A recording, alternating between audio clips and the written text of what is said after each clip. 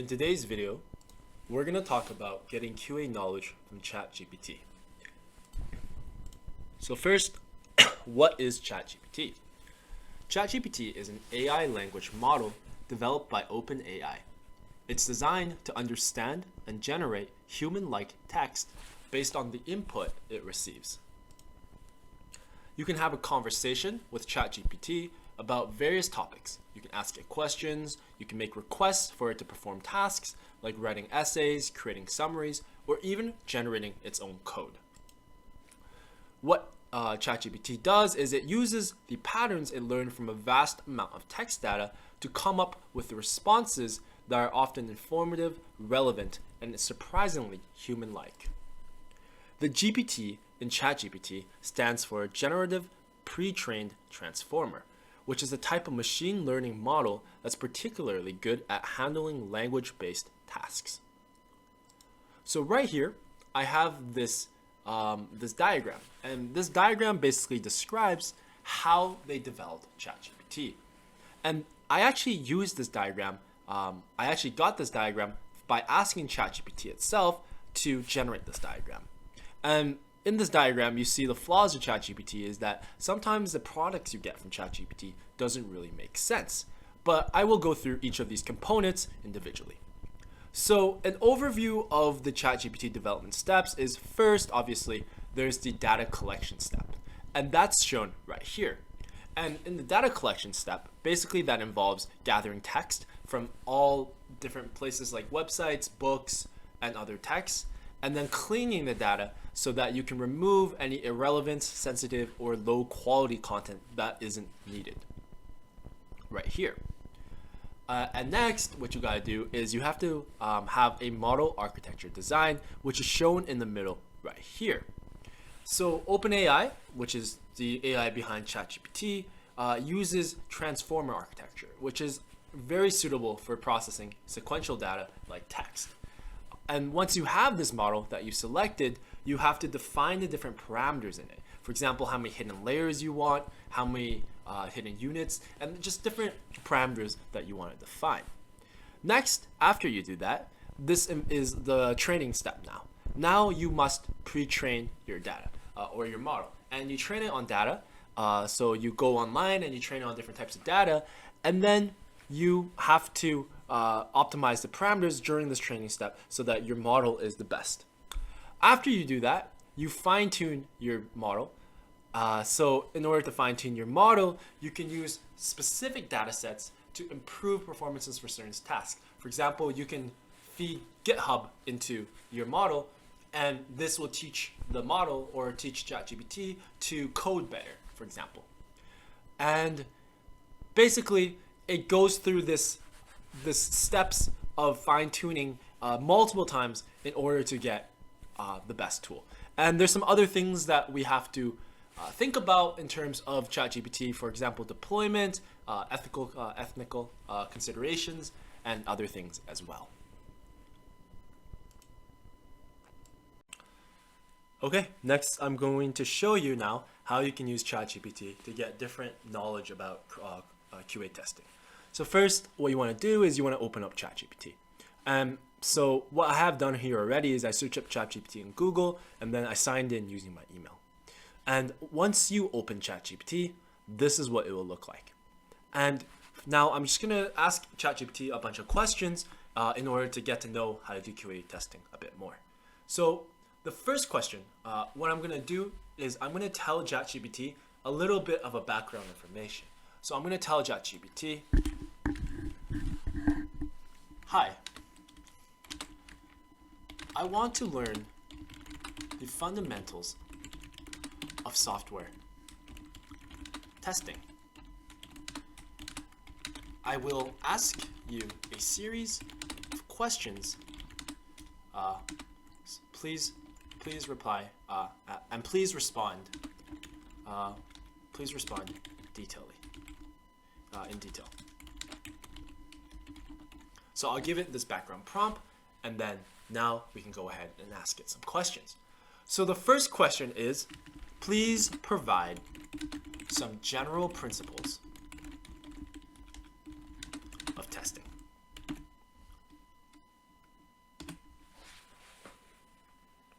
And you see, ChatGPT will show you a bunch of different general concepts of testing. So for example, the general principles are these right here. We have testing shows presence of defects. So yes, that's true. We have exhaustive testing is impossible. So like testing everything is not feasible except for trivial cases. Early testing, defect clustering, pesticide paradox. Testing is concept dependent, absence of errors, fallacy. And so one thing that you must be careful with is when you're asking ChatGPT is you want to make sure that the output that it gives you is correct. So what I like to do is I like to go through and make sure it aligns with what I currently know. And if it disagrees with what I currently know, I usually search it up somewhere else to verify if the information is true. So these are some general principles of software testing. Next, we can ask some other questions. We can ask, what is testing in the software life cycle?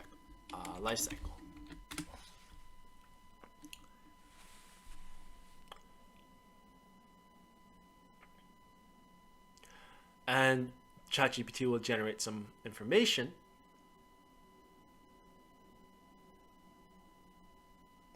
And so basically it says testing in the software life cycle is the process of evaluating and verifying that a software program or application does what is it supposed to do.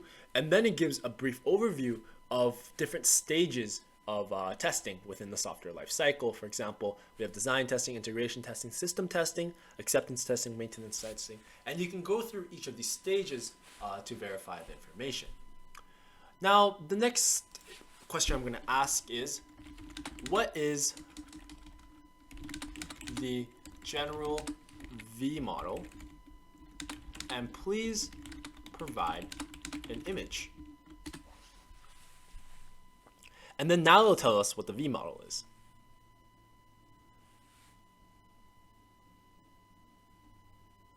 And so it basically says the V model is a software development model that illustrates the process of a software development in a linear and sequential manner, emphasizing the verification and validation steps. And it'll show you some key characteristics of the V model, and it'll also provide you an image of the V model. So the next question we're going to ask is, describe data-driven testing. Describe data-driven testing.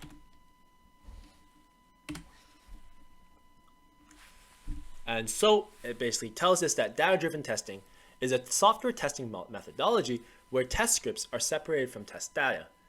And instead of embedding test data directly within the test scripts, data-driven testing allows you to store test data externally in different methods. For example, databases, Excel files, CSVs, and access it dynamically. And then again, it will give you some different characteristics of data-driven testing and applications of data-driven testing.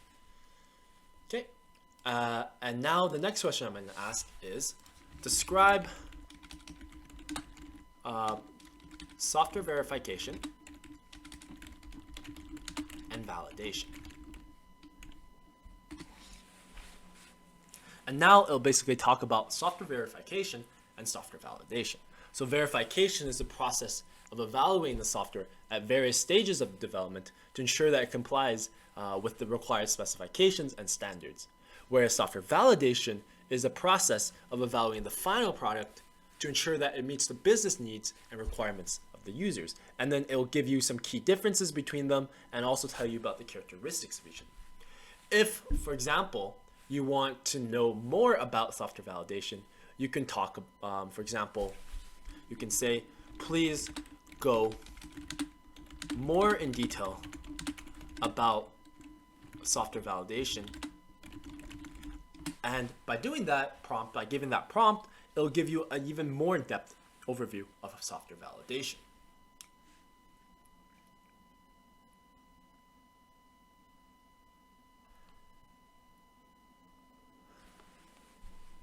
And they'll go through, for example, the key aspects of software validation, the different techniques and approaches, as well as the challenges in software validation and the importance of software validation.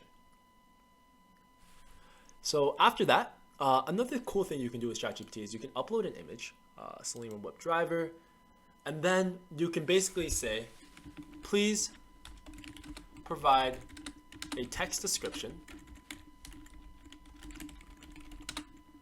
of the image, excuse me, and summary. And this is the image we provided it, and now it's going to give a different summary about it.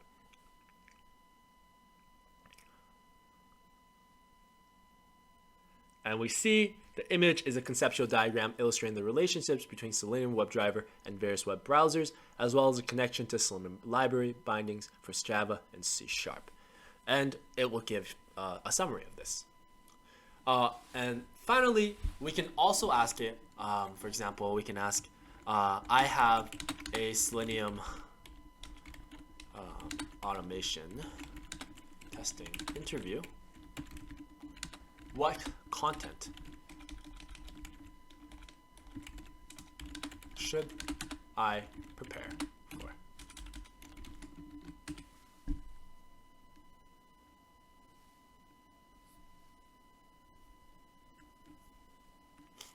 And basically, it'll tell you different components of Selenium that you must understand. For example, the WebDriver, the grid, the IDE, as well as the programming languages and the testing frameworks that you should know about. And so in our other videos, you see we talked about the WebDriver, the grid. We also talked about JUnit and the different frameworks. We also talked about data-driven testing, as well as some other things such as the different locator strategies, different commands in Selenium, and so on. And these are all very important for the interview. But yeah, so as you can see, ChatGPT is a very useful tool for learning about quality assurance testing. And I personally use ChatGPT a lot because it's really nice way to learn by just asking questions, because it keeps you engaged rather than reading a long tutorial. And there's many other different functions that you can do with ChatGPT that we might show you in the future videos. But for now, maybe you can play around with this, familiarize yourself with the writing different prompts for ChatGPT and reading about the outcome. But yeah, I hope you enjoyed this short video about using ChatGPT to learn about the basics of QA testing. If you liked the video, please give the video a like and subscribe to our channel. Thank you.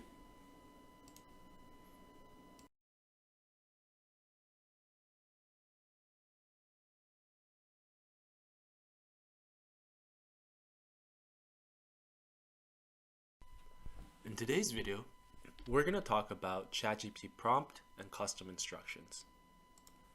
So, prompt engineering, this is just a quote, is the process of crafting effective prompts to guide AI models, particularly generative models, in generating the desired outputs. A prompt is an input given to the AI model that sets the context, goal, or restraints for the model's responses. The quality of a prompt can significantly influence the quality, relevance, and accuracy of the AI-generated output. And this is why in this video, we're going to talk about prompt and custom instructions using ChatGPT. So the first thing that's important is you want to be specific and detailed. You want to clearly define what you're asking and include specific details or context if it's irrelevant to your question. And yeah, so we're going to be going through more of these guidelines as we continue this video. So the next thing you want to do is you want to use clear and direct language and avoid ambiguity in your phrasing. Make sure your question or request is straightforward and easy to understand. You also want to include all the relevant information. So if your question builds on previous knowledge or is part of a larger context, you want to include that information in your prompt. And this helps the model understand the full scope of what you're asking. You also want to define the desired output format. If you have a preference for what kind of information you want it to be presented as, like a list, a summary, or step-by-step instructions, you want to mention it in your prompt. You also want to keep it focused. Try to focus on one topic or question at a time. This helps in generating a more precise and accurate response. You also want to look at iterative approaches. So if the first response doesn't fully answer your question, you can ask a follow-up question for more detail or clarity. So this is two examples of prompts asking for the same thing. And later we'll show you the difference in output when we have a very naive and very basic prompt and a very detailed prompt. And we'll see what kind of differences. So I'll run through this example after I finish this slideshow. So ChatGPT with custom instructions is what we're going to talk about next. And what this refers to is the ability to customize or provide specific instructions to the ChatGPT model for generating responses. And this means that users can guide the model to respond in a certain way, follow specific guidelines, or handle requests differently than the standard model behavior. So first is customization of responses. Users can request the model to adopt a certain tone, style, or format in its responses. For instance, you might ask for a response in a formal tone, as a bullet point list, or in a style of a specific genre.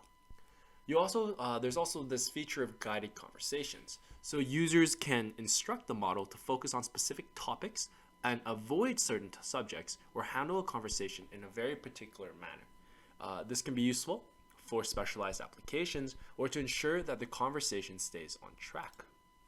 You can also give custom instructions that relate to adherence to constraints. Users can set constraints or rules for the conversation, for example, avoiding sensitive topics, not generating certain types of content, or following specific ethical guidelines. You can also give task-specific instructions. So for tasks such as writing code, creating content, or assisting with learning, users can provide detailed instructions on what the model should accomplish. Two more, the next is feedback-driven interaction. So users can get feedback on the instructions or the responses from the model, and the model can use this feedback to adjust its subsequent replies. And this can be particularly useful for iterative tasks like editing a document or refining a design. And finally, continuity and context management.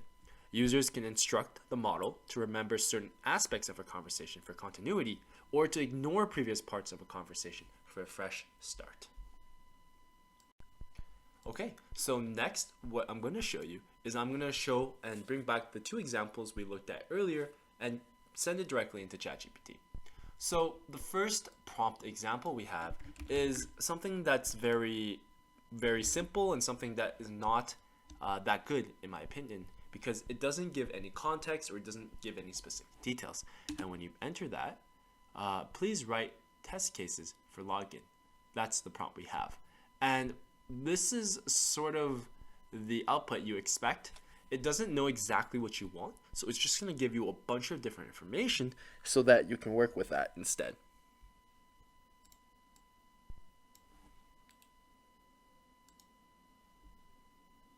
And you see, this is what we get. We get a bunch of different things here.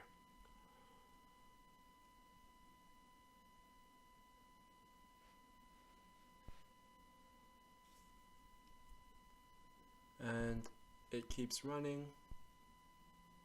And we see that the response that you get from ChatGPT from that prompt is very, very exhaustive. There's a lot of information, almost overwhelming you, and it's just has a lack of focus and it's not very useful. So instead, what you can do instead is you can use this prompt instead. And so instead of saying just please write a test case, I've given it specific instructions on what kind of test case, what kind of output I want, what kind of input it takes, and what kind of things we want to test for as well. And when I do this instead, give it some time to load.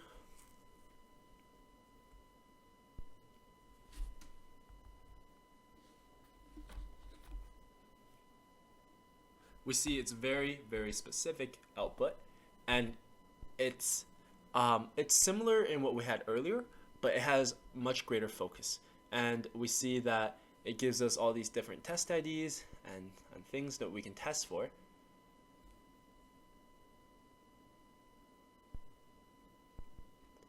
And yeah, and it gives us our output in the format of a table. This BR for your reference means starting a new line in HTML. So this is what we have.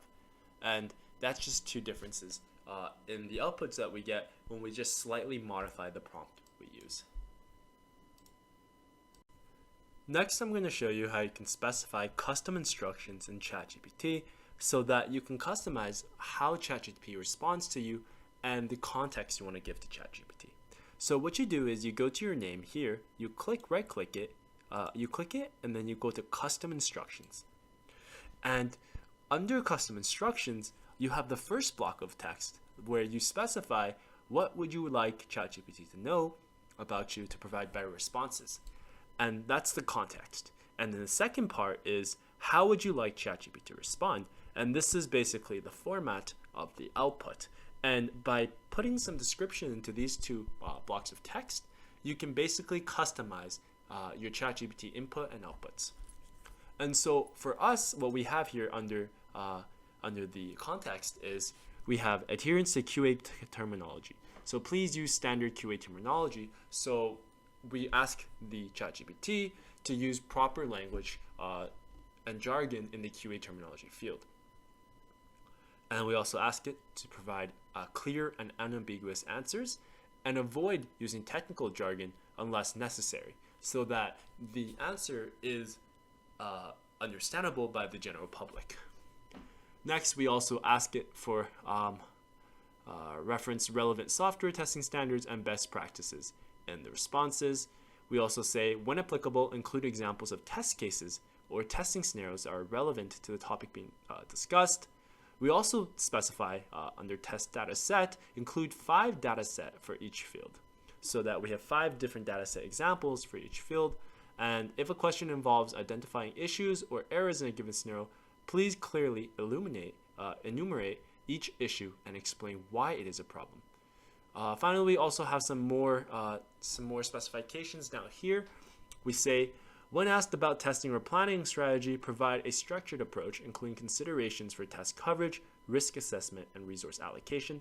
The next is geolocation. If asked to provide city with geolocation, use Chrome Developer Tool Sensor to find the city with latitude and longitude.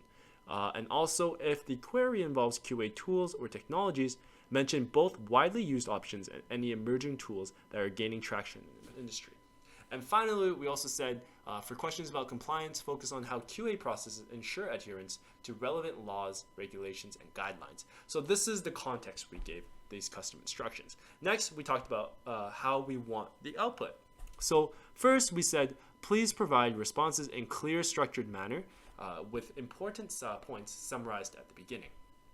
We also said we want it to maintain a professional tone with balance between friendliness and formality. Also, we said that for test plans, please provide items in test table rows and columns of content, introduction, and steps. So these are the 3 columns that we want in our tables. Also, we said for test cases, please provide content in the tables, and test data sets, please provide data set in numbered lists. So we want them numbered 1 to 5, and only 5 data sets are enough. And also geolocation, export information in table with columns of city and then longitude and longitude. So we also export the city information by doing this. And so with that, we also enable for new chats. And now for any new chats we have, it will take in those context clues and it will also take in those output specifications. And so with that, what we can basically do is we can, so I'm gonna give it some prompts. So the first prompt I'm gonna give it is I'm gonna tell ChatGPT to please provide a test plan for web application. Press enter.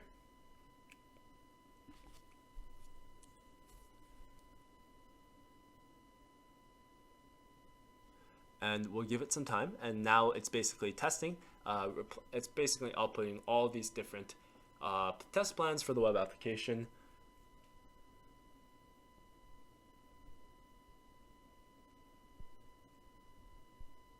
And so this is our first one. And if we take a look through, it basically refers to, it uses some QA terminology below. For example,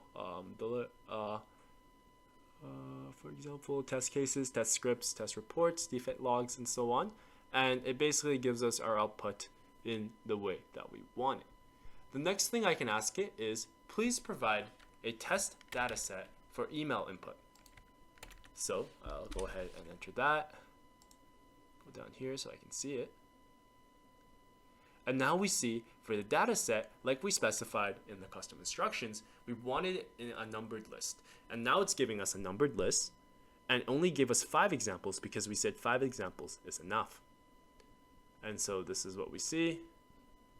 And the next thing we want is please provide 10 cities in Canada for geolocation. Go ahead and specify that. And we see that it gives us this kind of table: city, latitude, longitude. And this is what we specified the output as. We want it as 3 columns: city, latitude, and longitude. Referring back to the first one, we can look at this again. So test plan for web application, we have it in this sort of format. But remember that in our custom instructions, we actually wanted it to output in a table. So for example, right here, it says we specify we want the test plan to be in table rows, columns with content, introduction, and steps. So it actually did not give us what we wanted. So we're gonna go ahead and do this again. And this time we're going to modify the prompt slightly. So I'm gonna basically paste the prompt that we had from earlier. And so this is our prompt from earlier. And this time we're gonna say, please provide a test plan for web application. And I'm gonna go ahead and do this.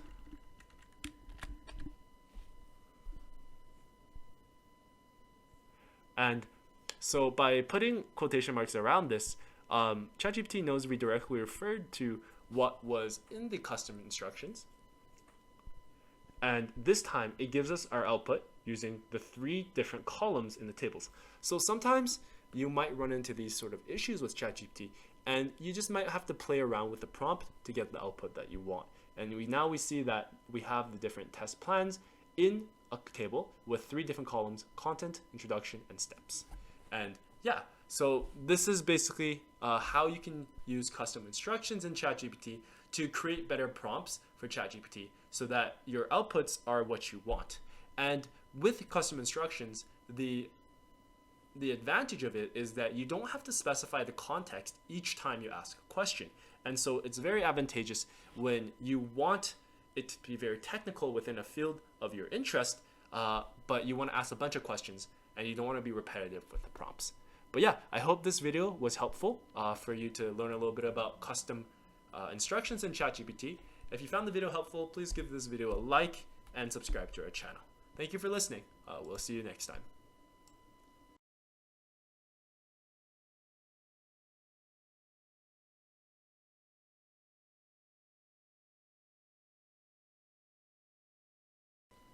In today's video, we're going to talk about using specific tools within ChatGPT. In particular, we're going to talk about the tool DALL-E and Data Analyst. So for QA purposes, sometimes you might need special OpenAI tools or ChatGPT tools. And if you don't know what tools specifically you need to use, you can directly ask ChatGPT, what tools do I need for this kind of analyst? And then it'll tell you what tools to use, and it'll give some recommendations. But in this video, we're going to talk about 2 in particular. The first one is DALL-E, and DALL-E is an AI program developed by OpenAI that generates images from textual descriptions. And what we're going to do is we're going to use it to compare screenshots. The second one is Data Analyst, and it's a specialized version of ChatGPT optimized for data analyst tasks. And its design and capabilities are tailored to assist with a variety of data-related activities. If you're not familiar with using either one of these, you can just directly ask ChatGPT, how do we use DALL-E or how do we use Data Analyst, and it'll give you a detailed response. Next, I'm going to show you how we can use those tools in ChatGPT. So first, to access the tools, what you want to do is you want to go to Explore GPTs right here. You click Explore GPTs, and it'll give you a list of all the different tools available in ChatGPT. There's different tools for writing, productivity, research and analysis, programming, education, and lifestyle. But the one we want to use today is the ones under the category by ChatGPT, and we want to use DALL-E. So let's click DALL-E, and we'll open it up, and this is basically the interface that we'll be using. So first, what we're going to do is we're going to do a task where we're going to compare two different images, and we're going to ask ChatGPT to tell us if there's any differences between the two different images. Sort of like what we do in QA testing, where we want to compare two different web interfaces. So to do that, first you click this button to attach the photos that you want to do.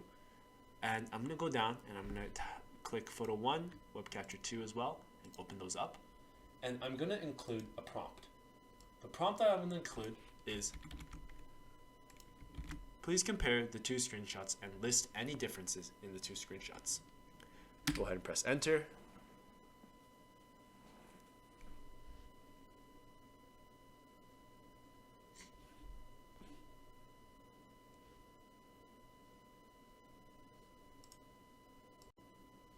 So I paused the video so that we could let some time to run, but this is basically what we get afterwards. It compares the two different screenshots in 10 different categories right here. But sometimes when we want to do QA testing, what we're really worried about is not really what is in each individual field of the elements, but rather the general structure of the screenshots. So for example, let me open up this web capture right here.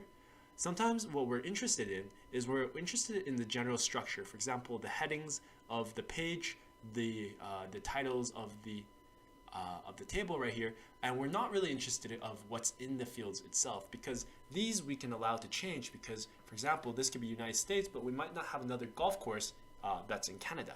And so what we want to do is we want to tell ChatGPT to only compare certain elements that are relevant to what we want to compare.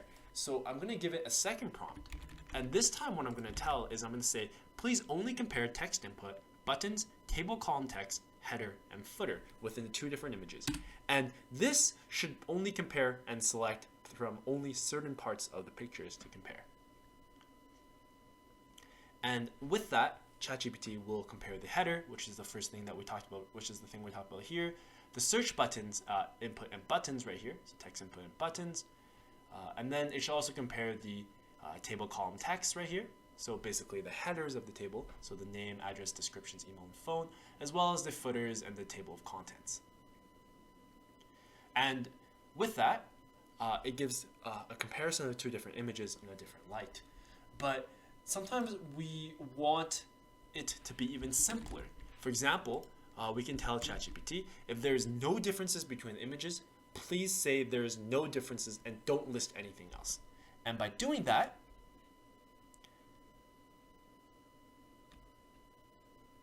we should get a very straightforward response. So, straightforward, it just says there is no difference in the text input, buttons, table column text between the two screenshots. And that is pretty much what we want. So that's what you can do with Dolly. So there's another tool that we talked about earlier. So we'll go back to Explore GPTs here. We'll scroll down, and then we'll go to Data Analyst. And this one will allow us to basically analyze a file. So what I can do is I can go ahead and attach a file. So I'm going to use this one. And in this file, I'm going to open it up and show you. In this file, we basically have a bunch of results from regression testing for QA analysts. And what we want to do is we want to tell ChatGPT to analyze specific parts of the file. So I'm going to give it a prompt.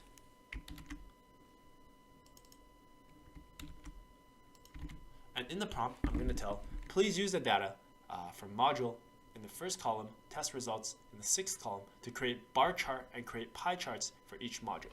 So I'm telling ChatGPT to use module right here and only use the first column and sixth column to create bar charts. So go ahead and press enter.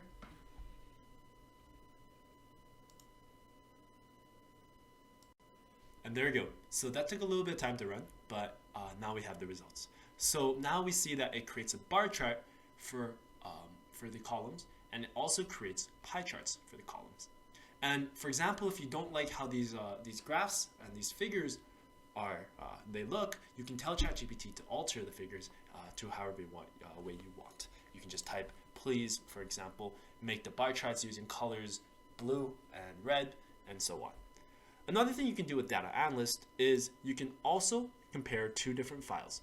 So right here, I'm going to open two HTML files, home and home2 right here. Go ahead and open those two. And this time, the prompt that I'm going to give is, please compare the two files line by line. So please compare the two files one line by one line.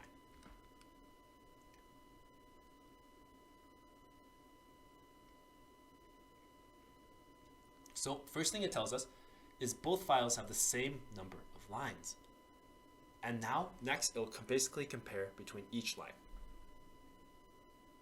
So basically it says there are differences between the two HTML files in the first few identified.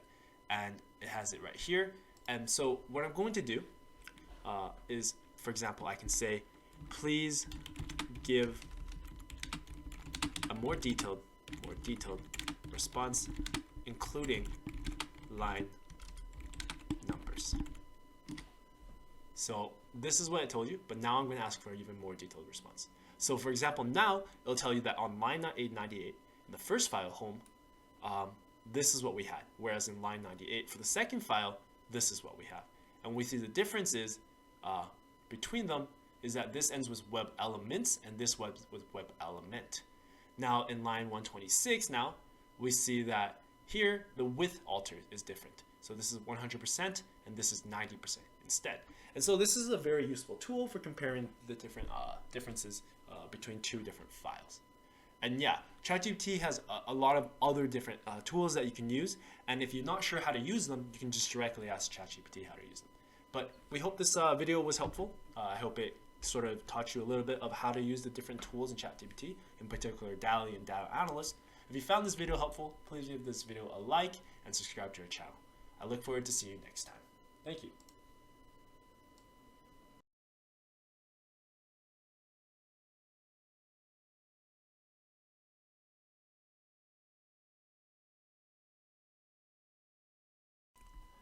In today's video, we're going to talk about building your own knowledge GPTs. So first, building a knowledge-based chatbot like ChatGPT involves several key steps and components. We're going to give you an overview of this entire process. So the first part of this is you have to define the purpose and scope. You have to determine what knowledge domains and topics the chatbot should cover. So in our case in today's video, we're going to talk about this thing called APM. Next is you have to gather and organize your data. You have to collect a large data set of text that is relevant to your chatbot's purpose, and we're going to use GPT crawler in this video to do that. Next, you're going to have to upload the document with prompts and build and train your GPT. You're also going to have to fine-tune and evaluate your GPT, knowledge GPT. So after the initial training, you're going to have to fine-tune the model on more specific data sets or tasks to improve the performance in certain areas. And you're going to regularly evaluate its performance using various metrics to ensure it meets the desired standards. You're also going to have to do continuous learning and updating. So you're going to have to regularly update the chatbot's knowledge base and retrain the model with new data to keep it current and improve its accuracy. Today, we're not going to cover all of these steps, but what we're going to show you is we're going to show you how to use ChatGPT or GPT crawler from this website right here, and we're going to show you how to basically define our scope as APM right here. And some things that we use already is Node.js and npm, so if you don't have that installed already, make sure you install this before you proceed with the next steps. Next, I'm going to show you how we can install GPT crawler and configure it so we can get what we want. So I'm going to click on this link to their GitHub.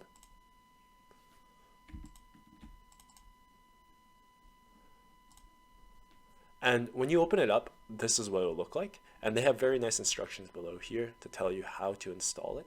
So I'm going to use this git clone to clone the repository into my personal computer. So I'm going to open a command prompt right here. And I'm just going to paste git clone in this folder right here. So after I finish cloning, now I can install the dependencies. So what I'm going to do is I'm going to cd, change my directory into the GPT crawler. So right here, and then now I'm going to install the dependencies. So np, so you just write npm I and just install those. And so after we install the dependencies, there's going to be a few things that we can do. First is we can go to the configuration file, and then we can basically set up the configuration file for the URL that we want to crawl. And then the second term, so URL, first term is URL. So that's the URL that we want to crawl. The second term match is basically saying that this is the bigger directory and all the directories under this directory we're going to look at. So that's what this is. And then selector is basically what you select for. And then max page is to crawl and the output file name. And so, okay, so we basically updated this already. So now we're going to do the next step, and that's the configuration file. So what I can do is I'm just going to open up this folder right here, and I'm going to go to GPT crawler, which is the one we just installed. And I'm going to go to configuration file right here. What I'm going to do is I'm going to open it with Visual Studio Code. So like that. And this is what it looks like. And as we mentioned earlier, we want to crawl this website called Appium. So that's basically a tool. And what we want to do is we want to crawl that. So I'm going to basically go to the first one here, this first URL here. And I'm going to paste this https Appium, this website right here. And then for the second line, what I'm going to do is I'm going to come here and I'm going to paste this. And this is basically saying everything under this directory we're going to look at. And I'm going to keep this as 50. I'm going to keep this output as JSON. So I'm going to go ahead and save this. So I use Control S, but I'll just do this so you guys can see what's going on. Go ahead and save that. And once you save that, you can tell that in here, it'll tell you to do npm start, basically, and that runs the crawler. So what I'm going to do is I'm going to go back to the directory that we had. Make sure you're CD'd into the proper directory, and then you can just go ahead and do npm start. And it's just going to go ahead and run, and it's basically going to crawl through that website that we gave them.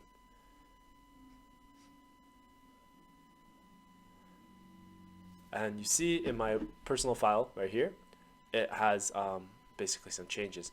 And it basically tells you some output that it crawled through these pages. So the intro, the quick start, ecosystem, this one, commands, resources, developing, contributing, and so on. And then it'll say finished. Total 9 requests, 9 succeeded, 0 failed, so it's fine. And then it wrote the items into output 1 JSON. So this is a JSON output file. And depending on what you want to do, what you can do is you can actually go into the JSON file and you can basically remove certain parts of it that you don't want to look at. So you can select and basically hone down what you want a little bit more. But for the purpose of this video, we're just going to keep the raw JSON file and work with it later. So yeah. Next, I'm going to show you how we can use this configuration in our Chat GPT. So what you can do is you can go to Chat GPT here. And what you can do is you can click on your username and then go to My GPTs. So under My GPTs, you can create a new GPT right here. And there's two options. You can just basically use create, and that's just basically typing in a prompt, or you can use configure. For the sake of this video, we're just going to use create because it's a bit easier. So what I'm going to do is first I'm going to paste the file I have from earlier, so that output file. So I'm going to go to basically my desktop, or it was under, I'm going to go to, so it's right here, go to GPT crawler right here. So this is the folder from earlier. Go to output 1, import that, and then I'm going to type a prompt. And the prompt I'm going to type is, please build a GPT, answer based on the uploaded document right here. And if you can't find answers, you may say, sorry, I don't know. So I'm going to go ahead and press enter, and now it's going to build that GPT. So we're going to give it some time to update the GPT right here.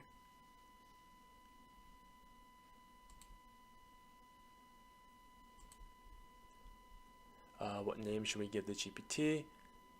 And basically, documenter is the name that they gave the GPT itself. Afterwards, you can configure the GPT as well as you want, just through messaging the GPT builder. And then they gave it a profile pic.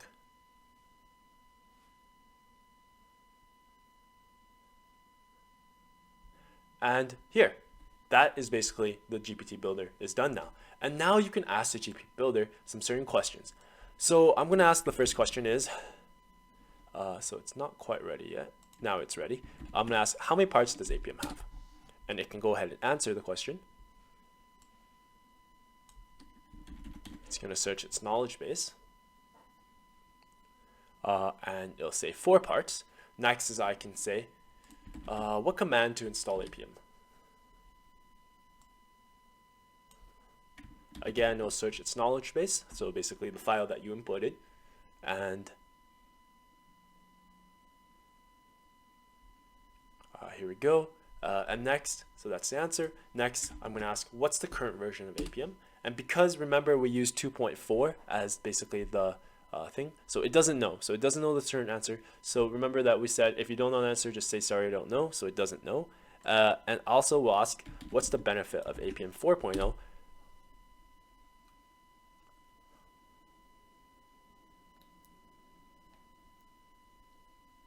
And it's going to say I don't know. And this one mainly is just because the website we gave it is APM 2.0, so 4.0 it won't know. But yeah, so this is basically how you can specify your own little GPT, knowledge GPT within ChatGPT. If you found this video helpful, please give this video a like and subscribe to our channel, and stay tuned for more videos. Thank you. We look forward to seeing you next time.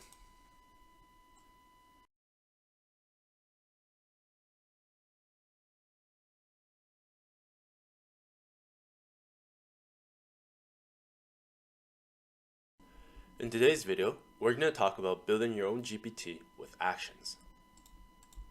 So what we're going to do in today's video is we're going to build a knowledge-based GPT similar to last video, but we're also going to include actions. So like last video, what we're going to do is we're going to use a GPT crawler, and we're going to collect a large data set of text from a targeted web page.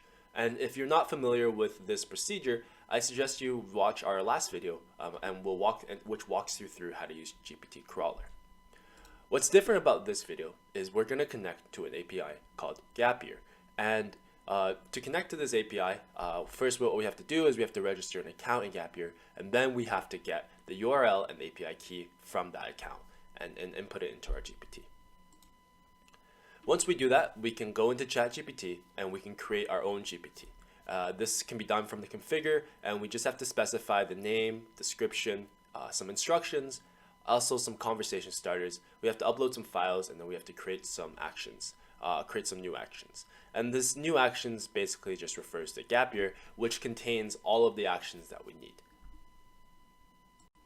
So right here, I am on my Zapier account. So I've already made an account. So if you haven't already, just go to this website and make your own account. But after you do that, right here, you'll have something called your actions API link. And these link, copy link and copy key, these are what you need to make the custom GPT. And what this Zapier does, it provides you a bunch of actions you can do. So if I go to here, I click explore all actions. These are all the different functions that Zapier has for you to do. For example, you can read a web page. This is something that GPT can directly call Zapier, and Zapier can perform this for GPT. There's some other stuff such as search movie, get weather, and all of these are available through Zapier. So this is how we implement actions into our GPT. So now if I go back to GPT here, I'm going to go to I'm going to create my own GPT now. So to create my own GPT, what I'm going to do is I'm going to go to right here. So I click on my own profile. I'm going to click on my GPTs. And I'm going to click create a GPT, customize a version of ChatGPT for a specific purpose. And I'm going to go ahead and click that. And now under the configure section, we can configure our own GPT. So I'm going to name this GPT QA helper. And then give a description. So add a short description about what this GPT does. So I have something already typed out, so I'm going to go ahead and paste that over. So it can answer queries based on uploaded documents, and it can also be integrated with Zapier actions and extend its capabilities. So Zapier will basically extend the knowledge of the GPT from what we provide with web crawler, GPT crawler. Next, I'm going to provide some instructions. So what does this GPT do? How does it behave, and what should it avoid? So again, I have 4 things listed out, so I'm going to head and paste these 4 things. So the first thing I said is it should answer questions based on the uploaded documents in numbered lists. If questions beyond the documents, then we'll look for the answers on the web page. Also, it will use the gap year action get IP info to obtain the geographical location of IP. Also use generate charts from gap year to create statistical charts for natural language, and then read web page to extract text information from web pages. So this is how we use actions in our own GPT. Next, it says conversation starters. So these are the things that will just show up here, right here, usually, and these are just conversation starters. So for the sake of looking good, we're just going to add 4 of them because it'll look symmetrical. 1, 2, 3, 4. So I'm going to go ahead and paste the 4 things. So the first one is, how can I help you today? The second one is get IEE standards. The third one is get text information from web pages. And finally, proceed QA data. So next, I'm going to go ahead and come down to here. And right here, this is knowledge. So if you upload files under knowledge, conversations with your GPT may include file contents. Files can be downloaded when code interpreter is enabled. So under here, this is where we're going to upload basically what we get from GPT crawler. So I'm going to go here, click that. And under GPT crawler, I have something already. So I'm going to upload this document right here, this JSON file. I'll go ahead and upload that. And capabilities, I'm going to allow web browsing, which basically allows the GPT to search on the internet if it doesn't have to answer. I'm going to allow DALL-E, but I'm not going to allow code interpreter. And there we go. So that's good now. Next, what I'm going to do is I'm going to click create a new action. So add actions. So let your GPT retrieve information or take actions outside of ChatGPT. And this is when gap year comes in hand. So first thing I'm going to do is I'm going to come to authentication right here, and I'm going to do API key. And now I'm going to go to my gap year account, and I'm going to copy key, and I'm going to paste this right here and save it. Next, I'm going to import a schema from a URL. So again, I go back to gap year, I copy the link, and then I paste the link here, and I import. And now basically it imports gap year and all the different function calls that are available. For example, search movies and so on. And we can see it down here. These are all the different available actions that you've added now. And yeah, so once we're done with that, I'm going to go ahead and I'm going to go click save here. But what I'm going to do is I'm going to save it for only me because I don't want anybody else to see it. And I'm going to confirm. So now you've created basically your own custom GPT. And to access this, what you can do is you can actually go to your profile here, click on My GPTs, and you'll actually see it here, QA Helper. And you can go ahead and click it. And these are some of the things that you have here. So I see right here, one thing that happened was that these conversation starters, they got clumped together. And that's actually because of one reason. So I'm going to go back to here. I'm going to go to edit here. And you can actually edit your GPT in the future. So I think what you need to do is you need to come here. And I'm going to try to unclump these conversation starters. So maybe I will number them. So this would be 1. This will be 2. This will be 3. And this will be 4. And I go ahead and save this again. So only me, confirm. So that didn't work, but yeah, never mind. Here we go. So these are conversations. So you have to paste them each individually there. So what I'm going to do is I'm going to paste this one here, get IEE standards. So go ahead and erase that. And then the next one is get text from information from web pages. So that's the next conversation starter. And then proceed QA data. So that's the final conversation starter. I'm go ahead and erase all of this. And I'm go ahead and do that. And there. Now we have the 4 conversation starters. I go ahead and save this. And now you've actually modified your own GPT afterwards. And now I can go click view GPT.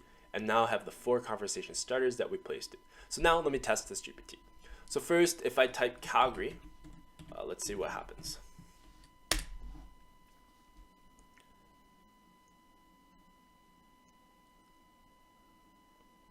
So it's going to say it wants to talk to the API gap year. And so I'm going to go ahead and click always allow. So it's always allowed to talk to the API that we gap year so it can communicate with the website. And basically, it'll tell you a little bit about Calgary. And this happens because this is not within the scope of the document that we uploaded. So it has to consult the internet for answers. Next, I can ask I'm going to ask standards development lifecycle. And this should be within the IE document. And now it'll directly search the IE document that I uploaded earlier, and it'll look for the answer. And so this is what it looks for.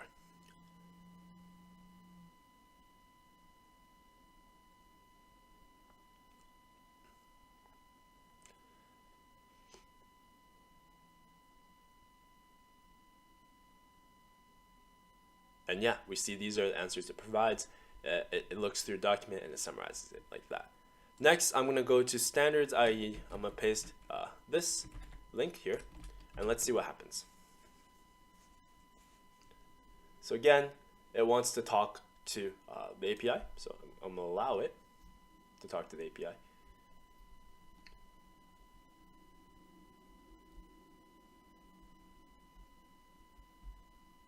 And then it basically searches through this link and it finds the following information.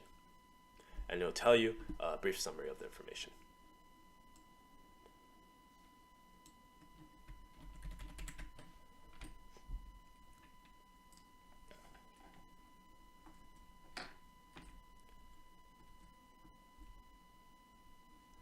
And once that's done, I'm going to give it one final command. So I'm going to tell it, please provide an org graph chart for the following things. And I'm going to go ahead and press send message, and let's see it create a chart for us.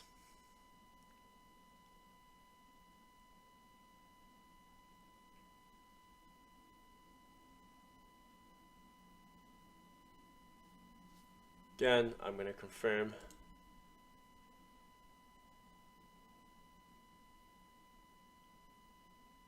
And it finishes talking to gap year, and now it should output a chart.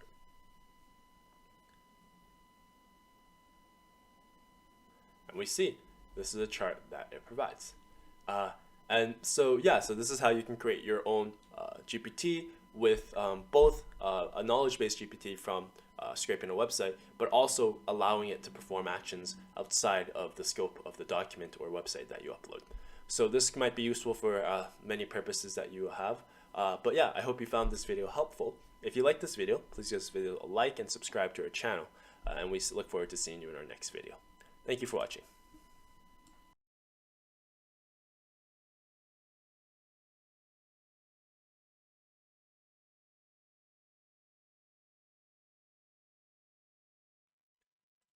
In today's video, we're going to talk about using ChatGPT to aid coding. So ChatGPT aided coding refers to the practice of leveraging the ChatGPT language model to assist with various aspects of software development and coding tasks. This involves using ChatGPT to generate code snippets, explain complex programming concepts, debug code, provide recommendations for best practices, and even help with testing and documentation. The goal of ChatGPT aided coding is to enhance productivity, improve code quality, and simplify the development process for programmers of all skill levels. Code generation. So ChatGPT can generate code snippets based on user prompts. This can range from simple functions to more complex algorithms depending on the user's request and specificity of the instructions provided. You can also use ChatGPT for code explanation and learning.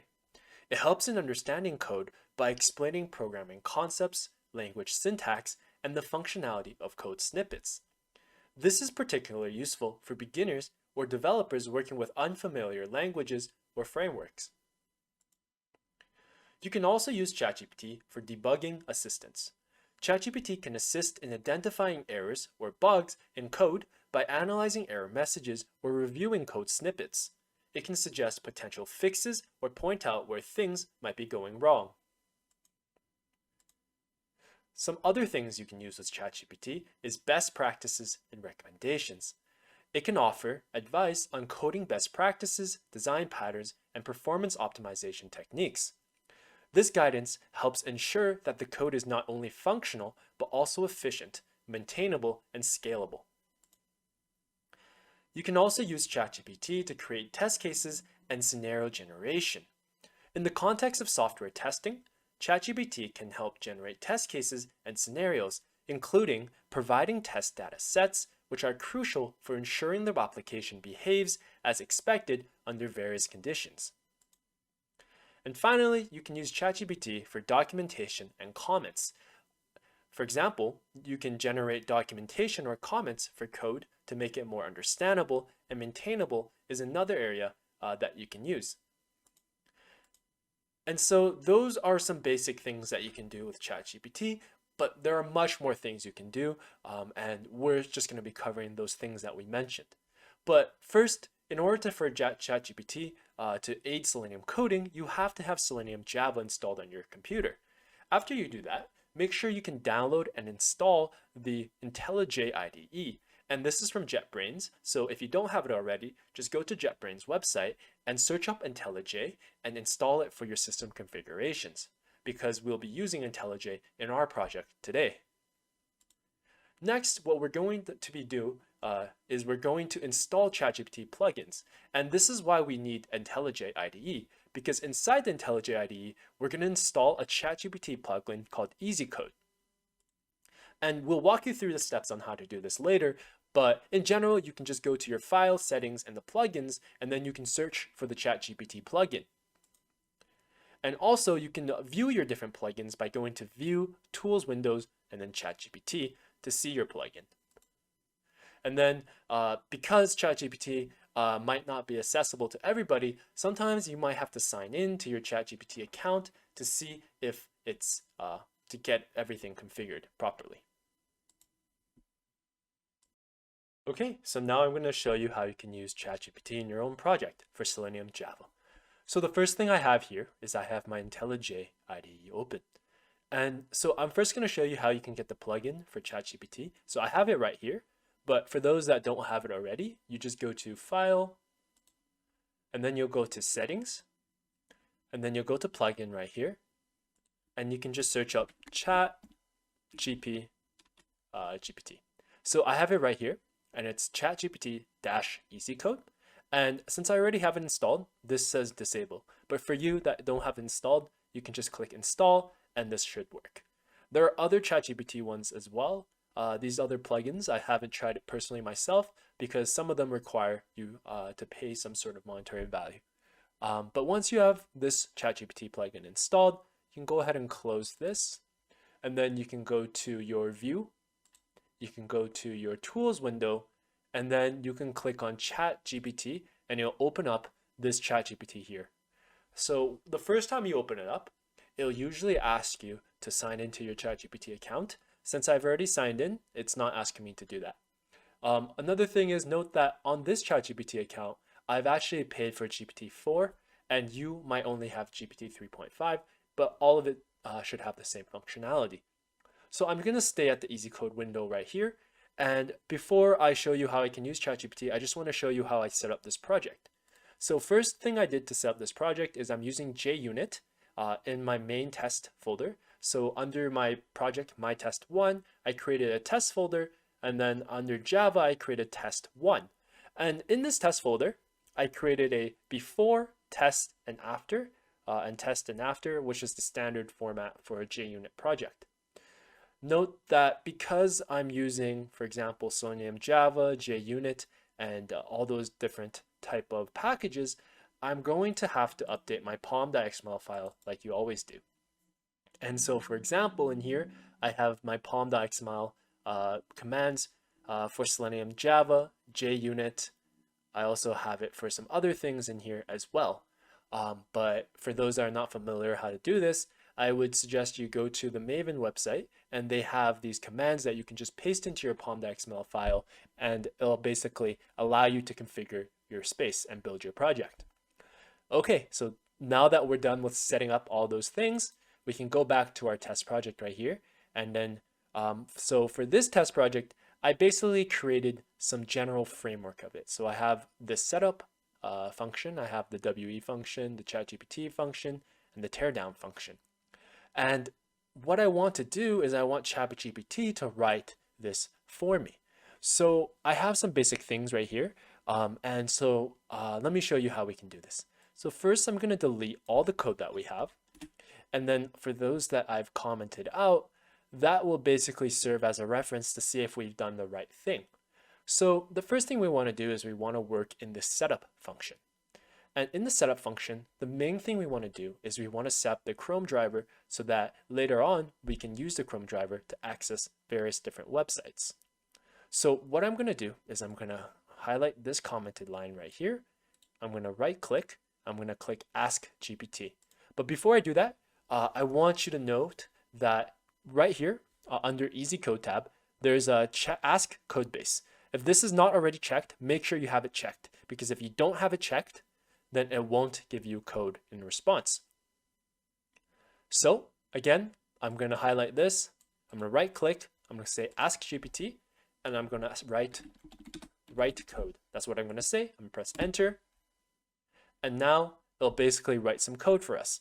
And so for this right here, we see that it's giving us some general things. And again, this is going to require a little bit of knowledge of Selenium-Java, but the purpose of this is just to speed up. It's not to replace the coding process, but just so that you don't have to write everything by yourself, and you don't have to know all the syntax by yourself. But I'm going to go ahead and copy what they have here. I'm not going to copy driver quit, because that's something that you typically include in the end of your project. So we'll include that in our teardown. But I'm going to copy what I have here, and I'm going to paste this, and I paste it over. So now we see that they have system.setProperty, and you're setting the property to webdriver.chrome. And this is not ideal. You don't use this in the most recent versions of Selenium. And so I'm going to go ahead and delete this actually. So I know that it's not ideal because of my knowledge of Selenium. So I'm going to delete that. We won't need that. And then another thing is, in this project already, we created a variable WebDriver driver inside the scope of the class. So within this function, we don't actually have to do this. So we can just say the driver, we'll delete the WebDriver part, and we'll just do driver is equal to new Chrome driver. And now this should be able to open a Chrome driver. And we don't have anything else in here, so I can actually go ahead and I can test this. So I'll just go here, and then I'll basically just run this. And what it should do is it should just open a Chrome driver for us, and that's it. And actually, it does. So it opens a Chrome driver, and it passes. So it says test pass. So go ahead and close this. Now we can move on into the test function that we will have. So under the test function, what we want to do is we want to go to this URL as the first step. So what I'm going to do is I'm going to highlight this again, right click, and I'm going to tell it to write code again. And this time we'll let it some time. So if we see on this window right here, it has what we specified earlier. So it has the WebDriver, Chrome driver, but it also has this line right here, which is really what we're interested in. So I'm going to go ahead and copy that, and I'm going to paste it under here. And we see it says driver.get idiom lucid golf, and that's the exact same as what we had earlier that we commented out, so we know that it's right. I'm not going to test this yet because we already know it's right, but I'm actually going to copy and paste this, copy this one, and then right click again and say write code again. And I'm going to tell it to search for Tiger A on the website. So we see again, it generates some new code. I'm going to go ahead and I'm going to copy all of this. And I'm actually going to paste under here. And so there's a few things we have to note. The first thing is right here, it doesn't know the attribute or the locator for the place that we want to search the input. And so it just uses search, but we know that it's the locator is actually search string for the name. And how do we know this? Well, again, we can always go to our website right here. So this is our website. We can right click the element and then we can click inspect, and we see that the name is search string right here. So go ahead and close that. So we're replacing it with search string right here.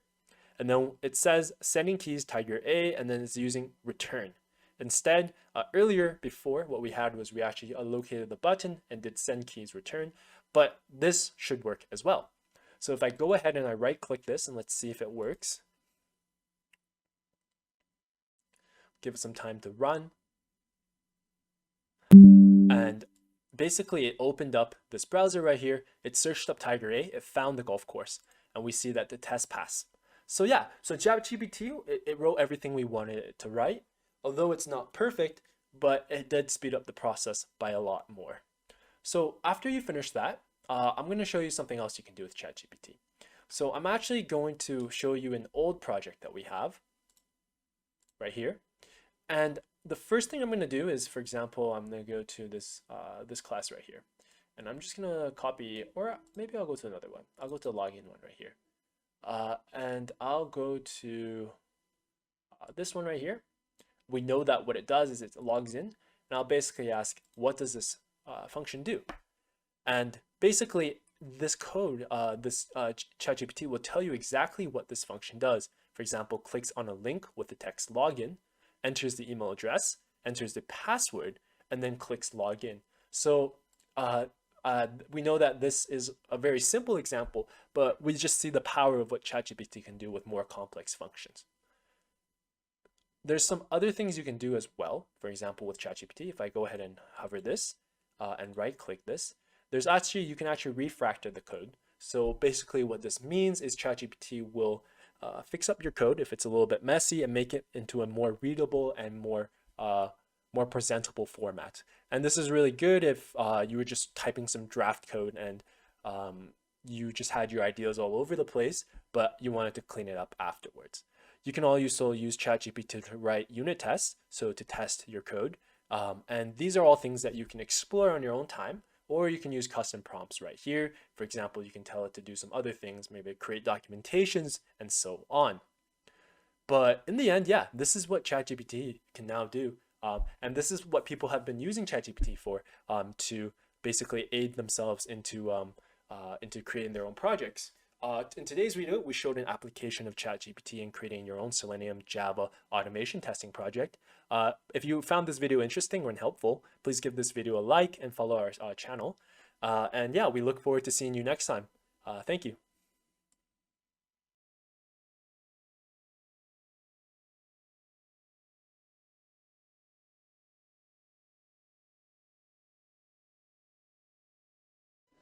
In today's video, we're going to talk about the newly introduced GPT-4o by OpenAI. So first I'll give an introduction of GPT-4o, and then I'll show you what kind of differences we see in a practical aspect. So on May 13th, 2024, OpenAI introduced GPT-4o and more tools to GPT free users. GPT-4o is the newest flagship model that provides GPT-4 level intelligence, but is much faster and improves on its capabilities across text, voice, and vision. Today, GPT-4o is much better than any existing model at understanding and discussing the images you share, which we'll show you later in our comparison for side by side. To make advanced AI more accessible and useful worldwide, GPT-4o's language capabilities are also improved across quality and speed. In the future, improvements will allow for more natural, real-time voice conversation and even the ability to converse with GPT via real-time video. But at the moment, this is not available yet, so we won't be showing this feature. So now I have ChatGPT 4o and ChatGPT 4 open side by side, and I just use chatgpt.com to access this. In order to access 4o and 4, you'll need a premium subscription. So if you don't have that, you won't be able to change to it. But once you do, you can just change between 4o and 4 right here by clicking this down arrow right here. But yeah, so the first thing I'm going to do is I'm going to compare how it analyzes screenshots. So first I'm going to upload a screenshot, and I'm going to ask, what is this screenshot about? And then I'm upload the same screenshot to the other one. And I'm going to ask, what is this screenshot about?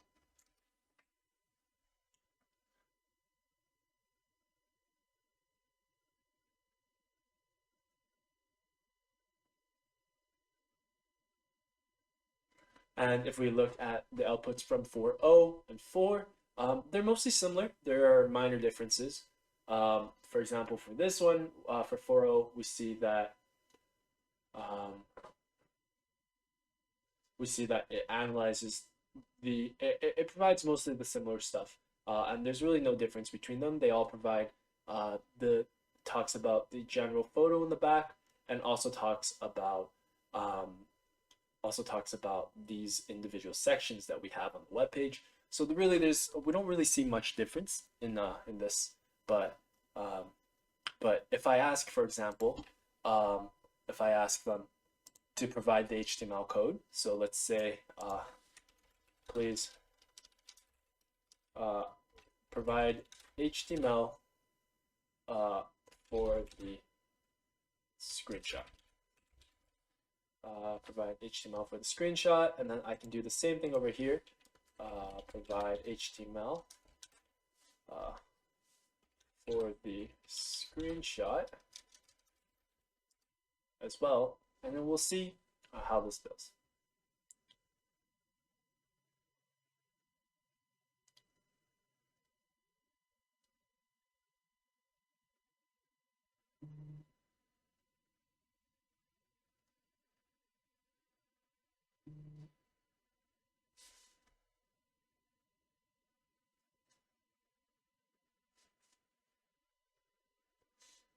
And we see that it finishes that, and this is what we have on the left, and this is what we have on the right.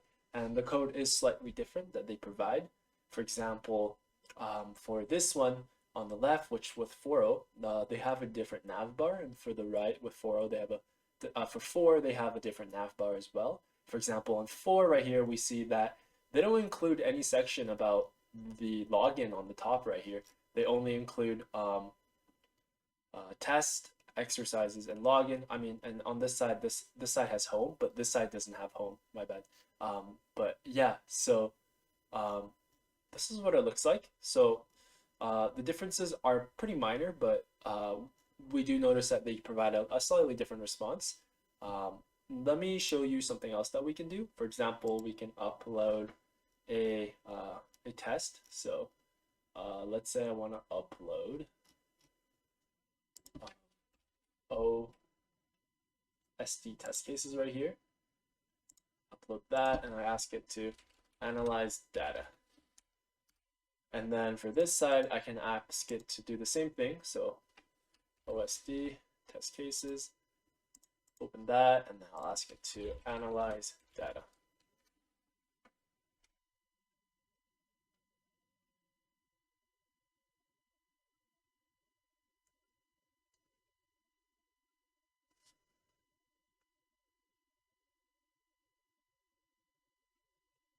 And one general thing that we noticed is that with 4o, it is a little bit faster. See, for analyzing this file, it's much faster than this side, 4, which is still trying to analyze this file. It's still looking through it, and it's taken a while. So on the left from the 4o, we see that it provides some information about the key columns and the meta information, as well as it cleans up the data for you. It'll reassign meaningful names and rows and remove rows and stuff. And then it provides you this output in this right here, like this. And that's what it does. But on the right for this one, we see with 4, it's slower. It gives a less detailed response, and it doesn't give you a table like this. And we see that it's less detailed and so on. And so for this example, we see that the differences is much more apparent between 4o and 4. And I mean, for example, for the first one, it may be a little bit more difficult to see the differences between the two, but the HTML code is a bit longer for the 4o than the 4, and the response is a bit more detailed than comparatively to the 4. But yeah, so this is a minor change. This is not like completely a ChatGPT 5, but this is ChatGPT 4o. So the changes aren't too grand, but we do notice changes from a practical aspect. For example, for analyzing this Excel spreadsheet for between the two. But yeah, so I just wanted to give a quick introduction and quick overview of the practical differences between ChatGPT 4o and 4. If you found this video helpful, please give this video a like and subscribe to our channel. And yeah, we look forward to seeing you next time. Thank you.